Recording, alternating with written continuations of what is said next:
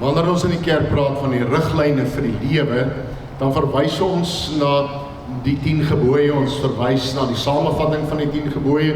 10 gebooie kry ons in Exodus 20, ons kry Deuteronomium 5, ons kry die samevatting daarvan in Markus 12, Matteus 22, en dan is ook ander verwysings in die Bybel, wat impliseer en wat verduidelik, dat die Here het vir sy volk, toe hy hulle gered het, ook geleer hoe om in 'n verhouding met hom te lewe.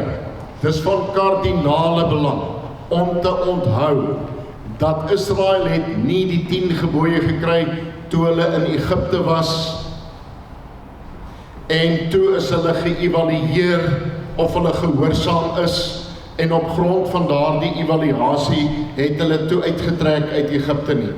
Nee, dis nie wat gebeur het nie. En as julle gedink het, dit is wat gebeur het, dis nie waar nie. Nadat die redding plaasgevind het, en hulle in die Sinaï woestyn is, nadat hulle klaar gered is, die genade ontvang het, en natuurlik is daar 'n aspek van gehoorsaamheid aan verbonde, maar die punt is, die 10 gebooie word daarna gegee, omdat julle in 'n verhouding met my is, omdat ek julle God is, omdat ek julle uit Egipte uit die plek van slawerny bevry het. Daarom het ons 'n verhouding met mekaar, en daarom gaan leef ons op 'n spesifieke manier. Hierdie verhouding word begrens, daar is moeds en moenies, en daar is beloftes wat opgesluit is. In die kerk eweneens, ons leef vanuit die genade van die Here elke dag, maar die verhouding word gerig deur die wil van God. En as ons wil kyk na die wil van God, dan moet ons nie kyk na woorde nie, mense, eerstens nie. Jy kyk ook na woorde, maar jy kyk heel eerste die finale beeld, gestalte, openbaring van God se wil is Jesus Christus. Dis die duidelikste. Hoe lyk God se wil? Dit wat Jesus gedoen het, wat hy gesê het, waarmee hy hom besig gehou het. Daar leer ons God se wil in sy diepte ken. Dit wat woorde nie na vore eers behoorlik kan bring nie. Dit leer ons in Jesus Christus ken. So jy lees altyd al die wet en die profete in die lig van Christus. Jy interpreteer dit in die lig van Christus. Dit is so belangrik, dat ons dit nooit moet losmaak van Jesus nie. Maar die vraag is, en dit was die vraag deur die eeue heen, glo julle dit? Want geloof, dis maar in die resente tyd dat mense begin geloof verstaan het as iets wat ek met die kop doen. Ja, ek glo. Ek dink dis die waarheid. Ek het dit geëvalueer en ek dink dis reg. Dis nie geloof nie. Dis een aspek van geloof. Geloof is om te aanvaar en te vertrou. So dis 'n kennis en 'n vertroue. Onthou julle, ouer mense van kleins af wat ons geleer, geloof is kennis en vertroue. So ek is 'n gelowige wanneer ek die kennis het en wanneer ek in vertroue en afhanklikheid met God leef. Glo julle dit? In die kerk het deur die eeue die gebruik ontwikkel, en van die begin af was daar basiese geloofsbelydenisse. Daarom nooi ek julle uit om saam met my belydenis van die geloof te doen, en ons gaan dit staande doen in die woorde van die apostoliese geloofsbelydenis. Kom ons doen dit hardop. Ek glo. Kom ons staan.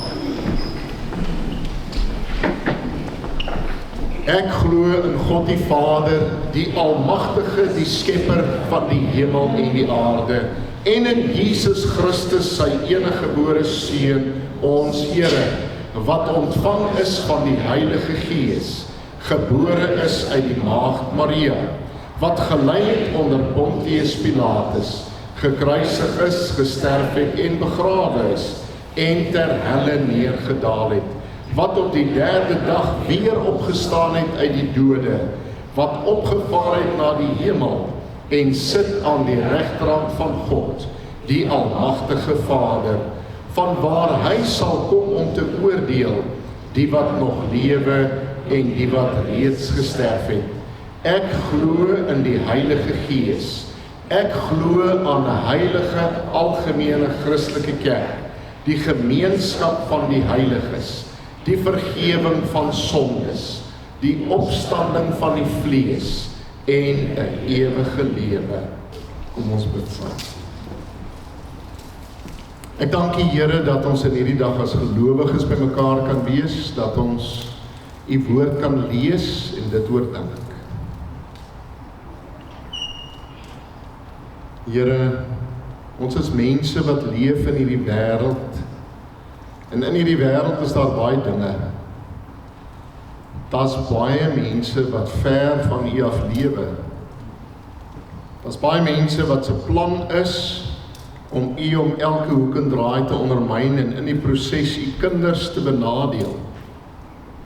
Here, die bose is altyd aan die werk. Daarom bid ons vir mekaar, bid vir elkeen wat hier is, Here, dra hulle aan U op. Dat hierdie preek van vandag in hierdie teks spesifiek vir hulle tot groot troos en seën sal wees. Ek bid Here vir die uitreik waar Ashton hulle saam met sy familie en ander jong mense besig is met belangrike werk in hierdie dag. Daarom pleit ek by U dat U hand van bewaring en bemoediging en versterking oor hulle sal hou. Hier, ek dink aan klein Mia wat een van die dae op 'n uitreik gaan, dat U ook vir haar sal help. Ek dink aan elke een wat op sy en haar manier by die werk die lig laat skyn, U woord verkondig, al is dit nie deur woorde nie, maar deur optrede. Here, deur besluite wat hulle neem, deur dit wat hulle nie doen. Here, want dit is waaroor hierdie teks gaan, dat U vir hulle sal help en ondersteun en bemoedig. Here, help ons om nie moed te verloor nie, maar om as gelowiges met oortuiging en opregtheid te lewe in hierdie wêreld. In Jesus naam bid ek dit. Amen. Baie welkom aan almal wat inskakel. Ons kom maar daar begin. So, en ek hoop julle geniet die erediens hier saam met ons. Dit is 'n wonderlike groep mense en kinders. Vandag gaan dit oor hierdie gedeelte uit Ester. Ek vra vir my vrou, wanneer laas het jy Ester gelees? Sy sê nee, lanklaas. Ek vra, het jy al Ester dwarsdeur gelees? Sy sê ja, maar kan nie onthou wanneer nie. Wanneer laas het julle Ester gelees? Die boek. Wanneer laas het julle die hele boek Ester gelees? Het julle dit verstaan? Kom ons lees hoofstuk 1. Eerste gedeelte van hoofstuk 1. Dit was in die tyd van Ahasveros. Hy het geregeer oor 'n ryk van 127 provinsies wat gestrek het van Indië af tot by kus. In die tyd van toe sy troon in die vestingstad Susan was, in die 3de jaar van sy regering, het hy 'n onthaal gegee vir al sy hoë amptenare en ander in sy diens. Die leeroffisiere van Persië en Medië, die vername mense en hoë amptenare van die provinsies, was teenwoordig. By die geleentheid het die koning al die rykdom waarmee sy koninkryk kon spog, al die pragt en praal daarvan 180 dae lank vertoon. Daarna het die koning almal in die stad Susan, groot en klein, 'n week lank in die paleistuin onthaal. Daar het wit en bloedrooi linnedoeke gehang, wat met pers linne toue vas was aan silwerringe aan marmerpilare. Verder was daar silwer en goue rusbanke op 'n plaveisel van 4 soorte kosbare klip. Wyn is bedien in goue bekers van verskillende ontwerpe en daar was wyn in oorvloed, koninklike wyn soos 'n mens van 'n koning kon verwag. Op bevel van die koning is niemand gedwing om te drink nie. Hy het al sy paleisbediendes beveel om na elkeen se wens te handel. Koningin Vashti het intussen ook die vrouens onthaal in die paleis van koning Ahasveros. Tot sover lees ons saam, net tot vers 9. Ek gaan vir ons die preek so doen, dat ek eintlik die hele Ester boek behandel, in 'n voelvlug, en dan gaan ek sekere dinge maar net uithaal. Maar ek gebruik dit as die inleiding, en die rede daarvoor is, omdat ek hierdie gedeelte van die koning se fees teenoor teenoor volgende week se preek uit Openbaring hoofstuk 4, waar ons van 'n ander openbaring lees van die koning. In hierdie geval die koning van die konings, die koning van die lande, is op hierdie stadium is dit koning Xerxes, wat ons leer ken as Ahasveros. Daar is dispuut of dit hy was en of dit nie Artaxerxes was nie, en dit is 'n lang ingewikkelde storie, maar toenemend kies die geleerdes in die Ou Testamentiese dat dit Xerxes was, en dat die gebeure hom afspeel rondom 482 voor Christus of net daarna. Ons het nie 100% sekerheid daaroor nie. Ek kan nie by al die detail instaan nie, of by uitkom nie. So Xerxes is een van die groot hoofkarakters, dan is daar 'n paar ander mense, Mordegai en Haman, en daar is 3 vroue ook, en hulle is Vasti, en dis Esther en Ceres. So, almal van hulle gaan 'n baie groot rol speel in die hele ontvouing van hierdie verhaal. Oomblik as jy praat oor Xerxes, en daarmee wil ek begin weer te sê, ons gewone mense, wat nie nou baie belangstel in die geskiedenis nie, is miskien nie bewus daarvan, maar dat hierdie man het 'n ongelooflike belangstelling ontlok by talle mense in die geskiedenis. Nie net hy nie, maar ook Kores, Cyrus the Great. En van hom is daar baie geskryf en ons kan weer oor hom praat. Maar Xerxes in hierdie geval, as gevolg van 'n klomp dinge wat gebeur het net hierna, hy is eintlik uitgemaak in die geskiedenis as 'n bietjie van 'n fool, van iemand wat nie so 'n wonderlike koning was. En dis nie waar gewees. Dit is gewoon net nie waar nie. Hy was 'n formidabele persoon in baie opsigte, en na hom het die Persiese Ryk vir ten minste nog 150 jaar aangegaan. So, mens kan nie daar tipe afleiding maak dat hy 'n fool was nie. Maar daar was 'n rede hoekom mense so gedink het, en dit is omdat hy het Griekeland ingeval. Onthou julle die hele kwessie van, en julle het sekerlik al die films gekyk, Thermopylae, The 300, The Spartans, Leonidas, Thermopylae, en terloops die Perse het eintlik by Thermopylae gewen, en ook by Artemisium was dit in die weegskaal, maar hulle het die seeslag verloor by Salamis. Dit lyk vir ons asof dit net voor daardie tyd is wat dit gebeur het, hierdie gebeure wat ons van lees in Ester. Dat hy die mense bymekaar maak, al die satrape, al die gaans, soos wat hulle genoem is, die hoof van die verskeie afdelings, om hulle ondersteuning te kry voordat hy Griekeland inval. Van sy pa, Darius die Grote, het in 490 het hy op sy neus gekyk by the Battle of Marathon. So, hoekom sê ek dit vir julle? Gewoon om vir baie mense is die Bybel iets wat in die lug hang, wat niks grondvat in die alledaagse geskiedenis nie. Mense, hierdie het te doen met die alledaagse lewe van mense, met die geskiedenis self. So ek plot dit met 'n baie spesifieke rede dat julle verstaan. Dit is 'n kritieke tyd gewees in die geskiedenis. Maar hy het toe later van tyd, by lank daarna, rondom 330 toe Alexander die Grote oorgeneem het die Grieke 'n klomp dinge kwyt geraak oor die Perse. En hulle het baie geskryf, Herodotus het daaroor geskryf. En toe was daar 'n komedie geskryf gewees, waarin hulle gespot het met Xerxes. In aanloop daarvan het George Frederick Handel het in 1738 het hy 'n opera geskryf.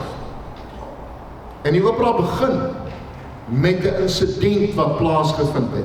En die woorde is as volg in die opening van die opera: Ombre mai fu, di vegetabile, cara et amabile, suave piu.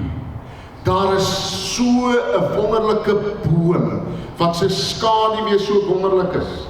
En onder daardie skaduwee het Xerxes gesit, toe hy op pad was na Griekeland toe. En toe sê hulle, maar hy die boom aanbid. En Handel het 'n opera daaroor geskryf. So dit alles net 'n stukkie agtergrond. Ons is nie altyd bewus daarvan hoe groot rol het 'n klomp van die gebeure gespeel wat van latere tye nie. Ek het nie die tyd en ek wens ek kan vir julle vertel van al hierdie dinge. Die punt is, kom ons vat dit na daardie dag, na daardie tyd, toe Xerxes probeer het om mense aan sy kant te kry, om genoeg by mekaar te kry, soldate, sodat hy Griekeland kan inval. Tydens daardie geleentheid het hy al sy pragt en praal tentoongestel. Hy is die koning van die lande.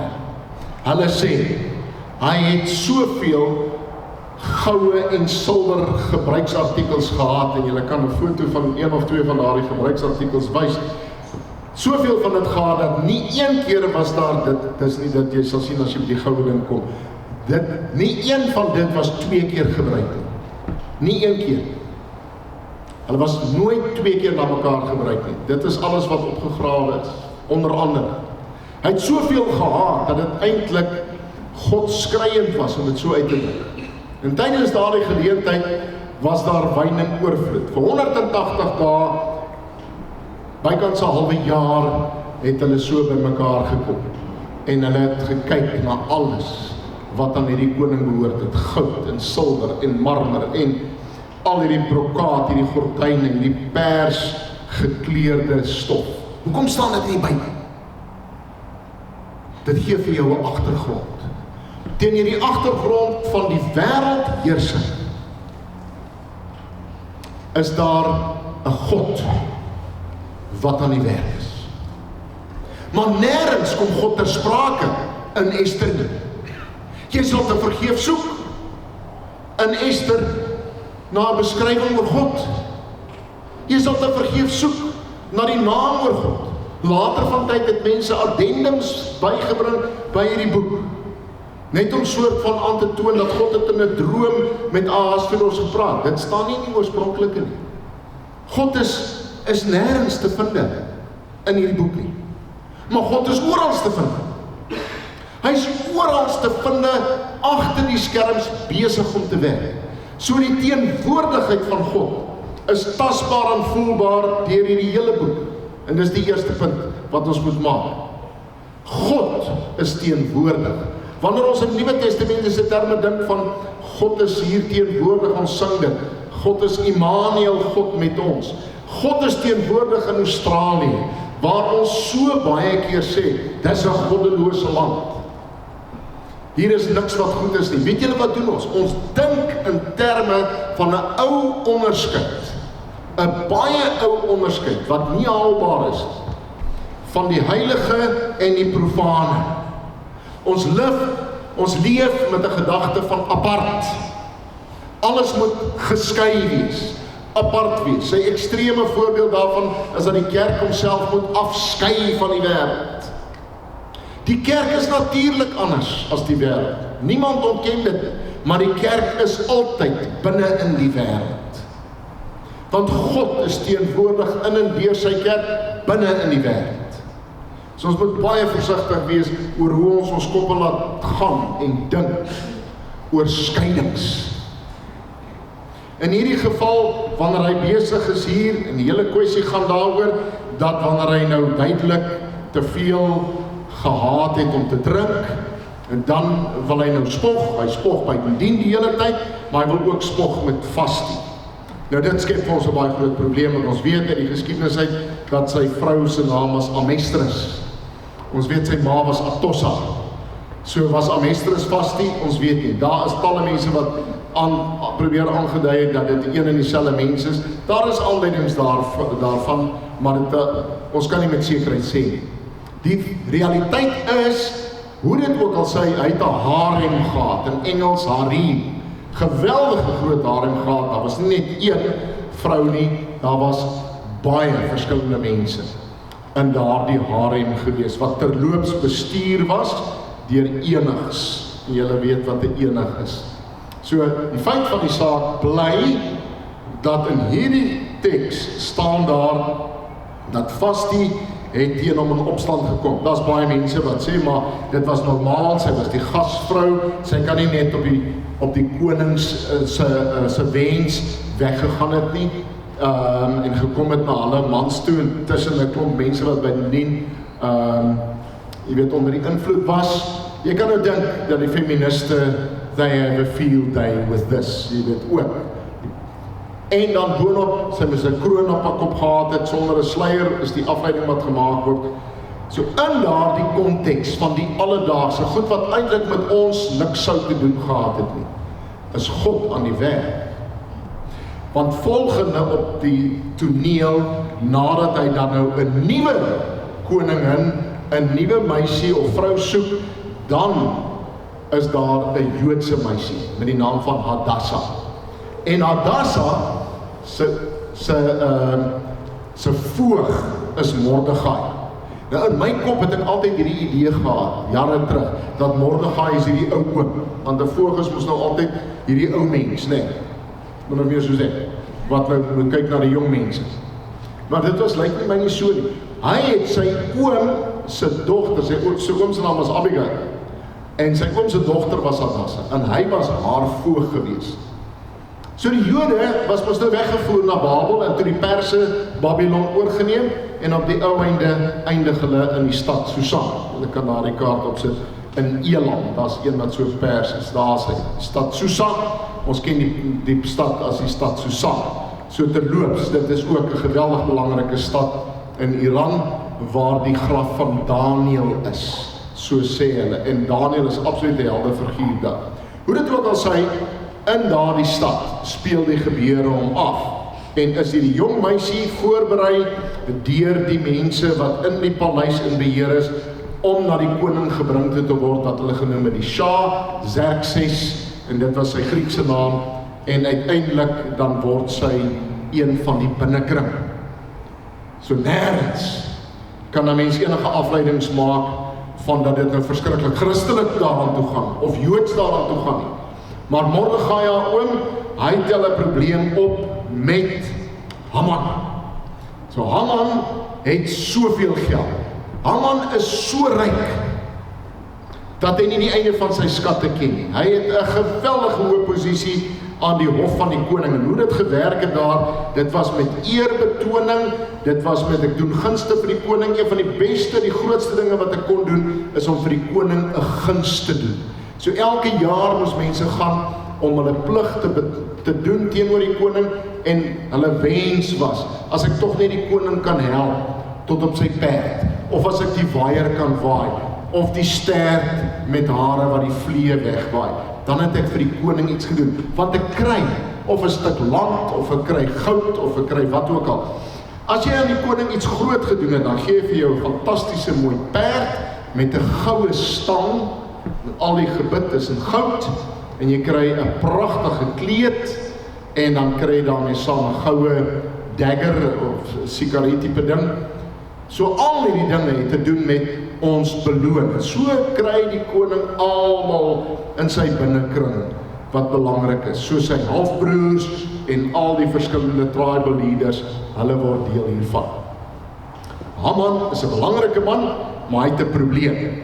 So sien julle, in die alledaagse omgang van mense, kry hulle 'n probleem met mekaar. En Haman se probleem is hierdie Jood Mordegai. Nou baie mense sê, daar is 'n rede hoekom daar 'n probleem gekom het. Want wat sê die Bybel vir ons, is dat dat Haman was 'n Agagiet. Nou Agagiet is die afstammeling van Amalek, van die kleinseuns van Esau se nageslag. En die Amalekiete, onthou hulle vir Saul, en hy het nie gedoen wat die Here vir hom gesê het nie. Onthou julle wat Samuel van hom gesê het, wat hoor ek, die gewer van die bokke en die geweld van die beeste en so meer. Toe sê ek het alles gedoen wat die Here beveel het. Maar ek het die beste teruggehou om aan die Here te offer.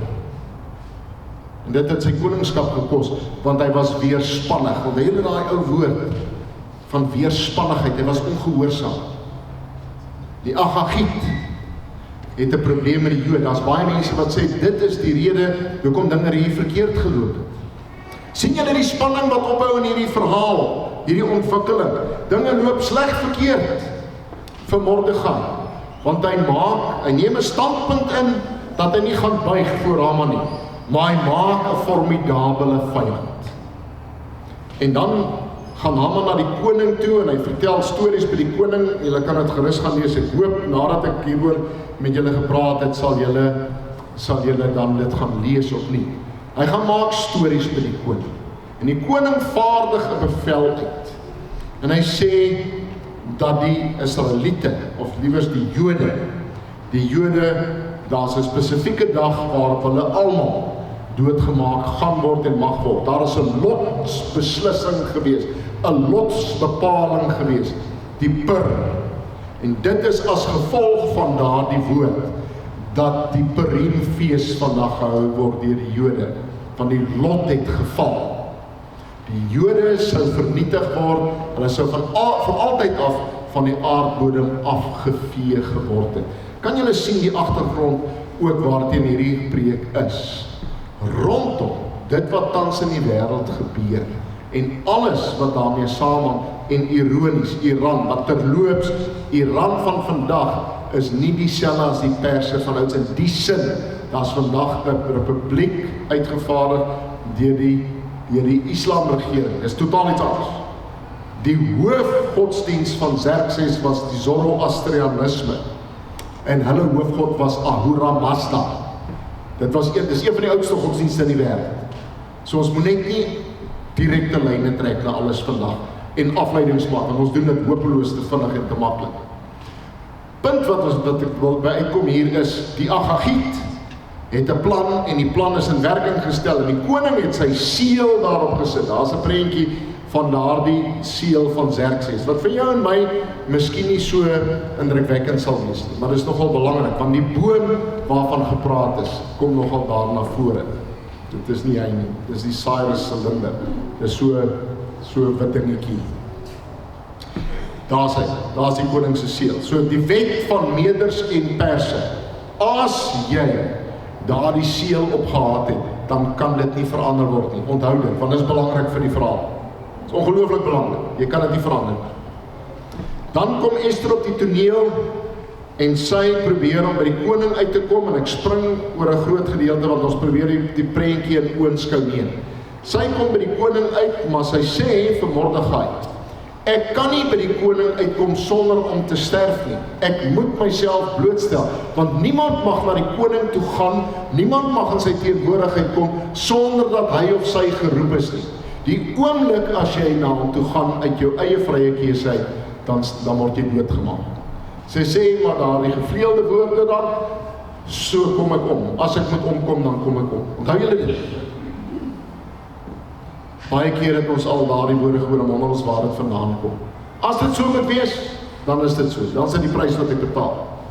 Dan sien die koning haar op 'n afstand. Xerxes sien haar op 'n afstand, as ons dit so verstaan, en hy raak opnuut weer, soos een van die kommentatore sê, so beïndruk met haar, en hy roep haar nader. En hy steek sy goue staf uit, sy scepter. Want as hy hom uitsteek na jou toe en jy raak aan die punt daarvan, dan sal jy leef. Hy is die koning. Hy bepaal die lot van mense. Koninkryke. En dan vertel sy vir hom van dit alles. En sy nooi vir hom en vir Haman na ete toe by haar. Op die einde dan boemerang alles op Haman. Haman is die een wat moet pleit vir sy lewe by Ester. En die koning kyk hom aan, en dan verdink hy hom nog wanneer Haman besig is om te pleit vir sy lewe, dan sê hy, maar is jy nou besig om ook nog agter my rug die koning hin, jy weet, te molesteer of aan te rand. So alles loop goed. Maar intussentyd het Haman 'n 23 meter hoë galg gebou, waaraan Mordegai gaan hang.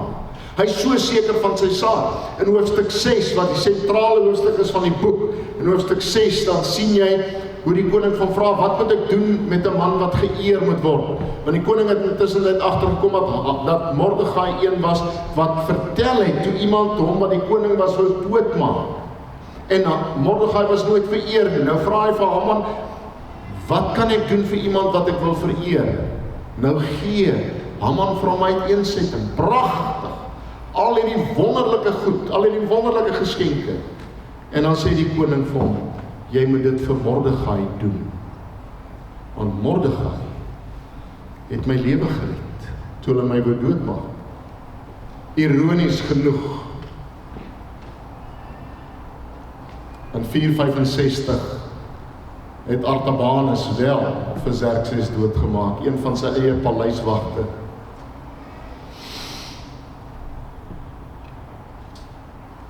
Toe Xerxes verstaan wat is aan die gang, en Ester sê vir hom te sê, maar ek kan nie my woord op my woord teruggaan nie. Maar ek kan 'n ander ding uitvaardig. En hy doen dit. En ons lees hierdie dinge en ons verstaan nie mooi nie. En dan staan daar, die resies perde is ingespan. En wat hulle gedoen het is, hulle het 'n koninklike weg gebou van Susa in die ou Elam tot by Sardes, die ou ryk stad Sardes. En dit het so gewerk. Hulle het elke dag se reis het hulle 'n perd gehad met ruiters. So as hulle boodskap wou oordra, was dit 2 weke, dan het hulle daar die hele pad het hulle deurgeloop tot by die einde. Toe kom daar 'n nuwe bevel. Dat die Jode op daardie dag wat bepaal is dat hulle doodgemaak moet word, mag die Jode hulle verset. En mag die Jode ook oorlog maak teen die mense wat hulle aanval. Nou word vertel dat Ester het 2 keer dit laat uit, of het dit 1 keer laat uitstel sodat dit verleng word. Die eerste dag is daar 500 mense doodgemaak deur die Jode in die stad Susa. Die tweede dag is daar 300, in totaal van 800 is doodgemaak net deur die Jode in Susan.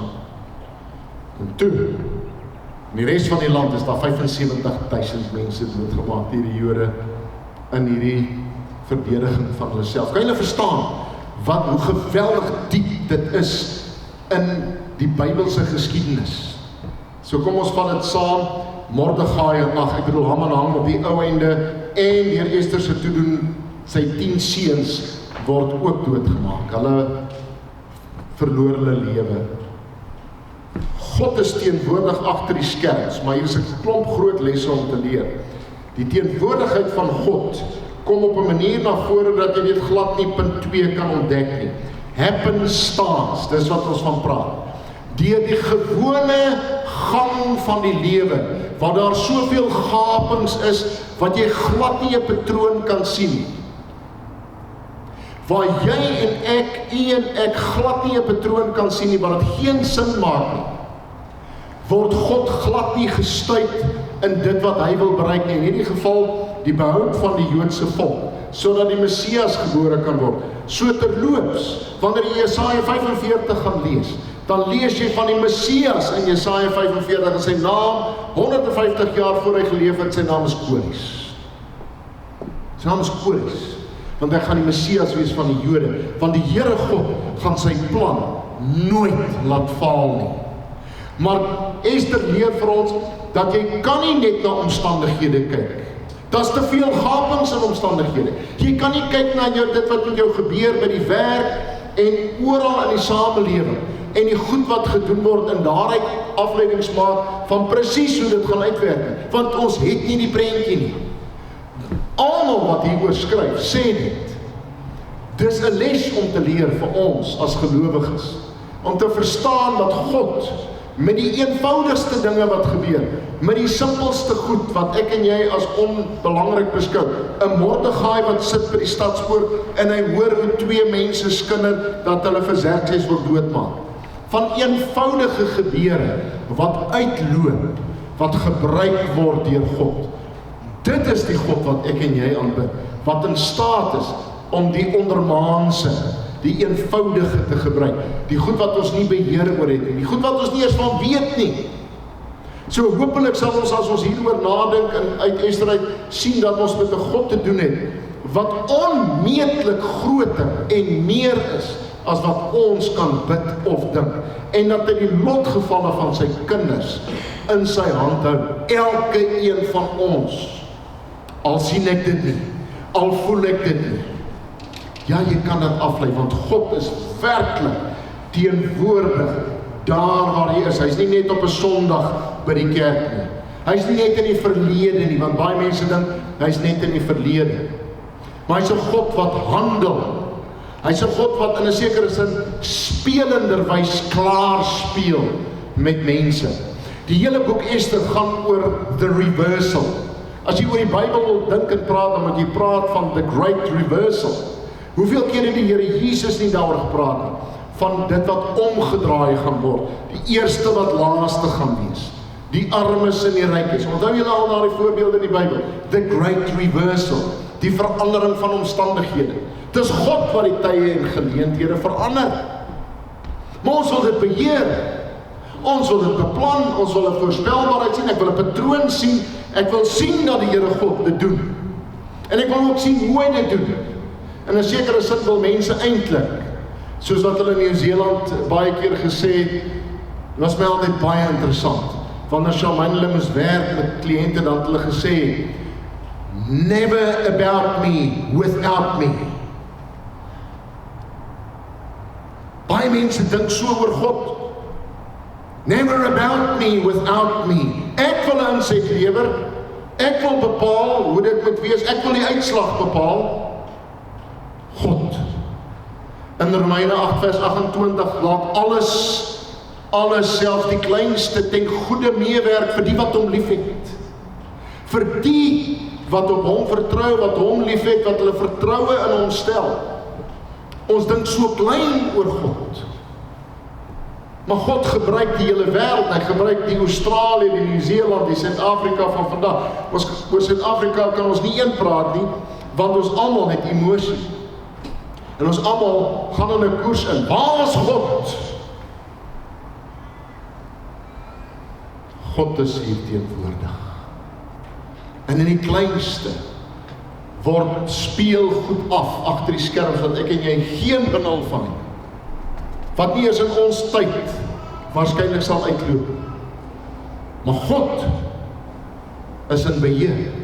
So in beheer, dat ons moet fyner lees en fyner kyk van die God wat reverse, the great reversal, van die lotgevalle van mense.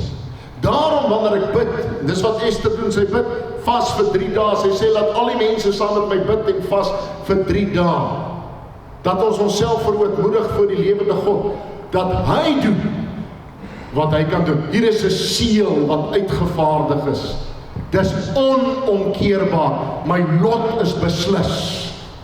En die lot van jou en my was beslis gewees, en van hulle wat luister, dit was beslis. En ons sterf daai dood van 'n lotsbeslissing, jy sal sterf van jou sonde. En almal van ons sterf die sonde, maar sien julle daai prentjie van, daar is 'n ander uitspraak. Daar is 'n ander gebeurtenis wat groter is as dit. Daar's 'n reversal uit die dood uit, maar dit is tog onmoontlik. Niks kan uit die dood uit ongedaan gemaak word. Die dood kan nie ongedaan gemaak word. Nee, daar is. En dit het ook te doen met sterfte en dood.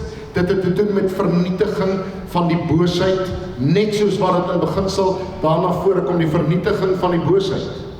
Ons moet daai prentjie sien, dat 'n God wat in staat is om dit om te draai, die dood om te draai.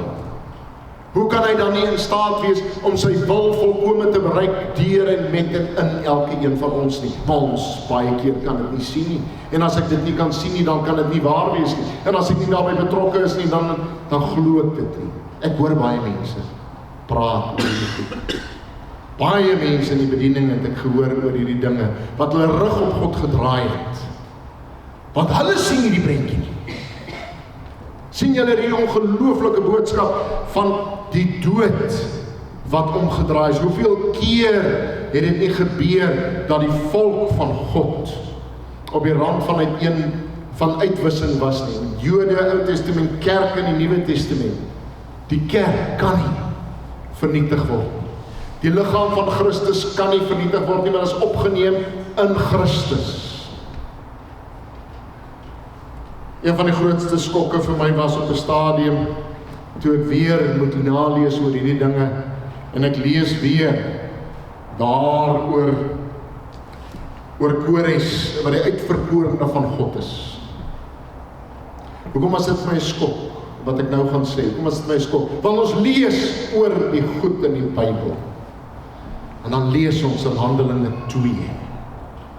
Die Heilige Gees het gekom om hierdie wêreld om te draai, om sy rug te draai, dit in 'n sekere sin om te dop en 'n nuwe lewe in te bring, daardie herskepping, daardie reversal, van 'n ou lewe na 'n nuwe lewe. Dis die Heilige Gees wat dit doen. In die geloofsbelijdenis van Sia sê ons dat dis die Heilige Gees is die Here en lewendmaker. En dan word die Heilige Gees uitgestort, en wat is die eerste 3 nasies wat begin praat? Kan julle dit onthou? In Handelinge 2. Perse en die Meders en die Elamite. Regtig? Is dit hulle? God het die wêreld in die oog. Dwars deur die geskiedenis heen, hy is nie net teenwoordig in die tyd van Ester nie, hy is so teenwoordig in die geskiedenis, dat ons die fynere nuances moet optel van hoe hy daardie mense ook sy mense maak. Ons het so gedagte, Einklammerung soos die Duitsers sê, oogklapties oor dinge, net hoe ons dit sien. Ons het nie daardie ruimte om die grootheid van God in die geskiedenis en die werking onderlangs raak te sien. Here Jesus is die opgestane Here, hy is die ewige koning, die koning van die konings. Ek sluit af. Wat hulle vir Xerxes en Darius voor hom, en dit was sy pa, en voor hom Cambyses, en voor hom was Kores, Cyrus the Great. Wat het hulle van hulle gesê? Hoe het hulle oor hulle gepraat? Koning van die konings. Koning van die konings. En dan leer ons die ware koning van die konings ken. Maar waar is die pragt en die praal? Waar is die vertoon in die wêreld? Ja, dan leer ons hom ken. Die een wat alles omdraai, is die baba in die krib en die man in die kruis. En dit steek vas in ons. Ons kry dit nie afgesluk nie, want dis nie hoe ons beïndruk word. Ons word talle kere beïndruk deur dit. So wanneer ons gaan kyk na Openbaring 4, dan sien ons die openbaring van God op sy hemeltroon, Jesus Christus, op sy hemeltroon volgende week. Dan lees ons dit saam met hierdie gedeelte. Dan sien ons hoe die geskiedenis afgeloop het. Dan kan ons net sê, ons weet so min, maar dankie dat U in beheer is, dat U die koning is. Amen. Kom ons bid saam. Dankie Here, dat U groter is en meer is as wat ons kan bid, of dink, of droom. Here, die rede hoekom ons die Bybel lees, onder andere, is ook om te ontdek hoe U werksaam was en steeds is in die geskiedenis. Daarom is daar baie geskiedenis in die Bybel. Here, verstaan ons, dat ons kan sien, dat U is nie 'n gedagte nie, U is nie 'n stel filosofiese reëls en teorieë nie. Maar U is die een wat van mense vra om midde in hulle omstandighede te reageer op U teenwoordigheid, of op U teenwoordigheid wat hulle nie kan sien, wat hulle nie kan verstaan. Hier in Psalm 77 lees ons hoe die psalmdigter sê, het die Allerhoogste dan verander. Dis die intense eksistensiële worsteling, het God dan verander? Is hy dan anders? Is hy dan nie meer die God wat help nie? Is hy dan 'n ander tipe God geword? En so moes hulle ontdek, van Daniël af dwarsdeur, dat U is as ware ten volle teenwoordig aan die werk, maar so ten volle teenwoordig dat U selfs 'n koning in 'n sekere sin manipuleer, beheer, die uitkoms bepaal. Hier aan die een kant kan ons maar net lag, want daar is 'n stuk humor, Daar is 'n stuk ironie aan verbonde. Maar ons kan ook maar net lag vir onsself. Ons kan ook maar net meewarig ons kop skud, Here, en dis wat ek doen as ek met U praat hieroor. Here, vergewe ons, dat ons so kortsigtig is oor goed. Dat ons so tydelik dink, en so beperk dink. Dat ons so vasgevang raak, en dit wat ons nie kan sien en beheer en bepaal nie. Dat ons begin ongelowig raak, en dink, maar dit kan nie uitwerk. Ek is gedoem. Daar is 'n seël opgeplaas. En dan vergeet ons dat U is die God wat omdraai. Nie self omdraai, wat die omstandighede omdraai. U is die God wat getrou is aan die beloftes. U is die God wat getrou is aan Uself. Dit is ons troos. Daarom, Here, bid ek vir hulle wat môre moet werk toe gaan. En môre kry hulle te doen met Haman. Maar sy naam is anders. En hy het selfs 'n vrouenaam. Maar hulle is vol selfvertroue. En vas oortuig dat die oorwinning is hulle se. En hulle kraai van plesier wanneer hulle sien dat die gelowige ineenkrimp. In plaas dat hulle huis toe gaan en die boemerang in die hand neem en verstaan dat dit wat ek verander beplan kan baie maklik na my toe terugkom. Ironies dat ons wat iets verstaan van 'n boemerang dit vergeet. Jy help ons om tog nie die reg in eie hande te neem nie, maar te pleit en te bid en te doen wat U vra. Here, gee vir ons genade in hierdie verband, in Jesus naam. Amen.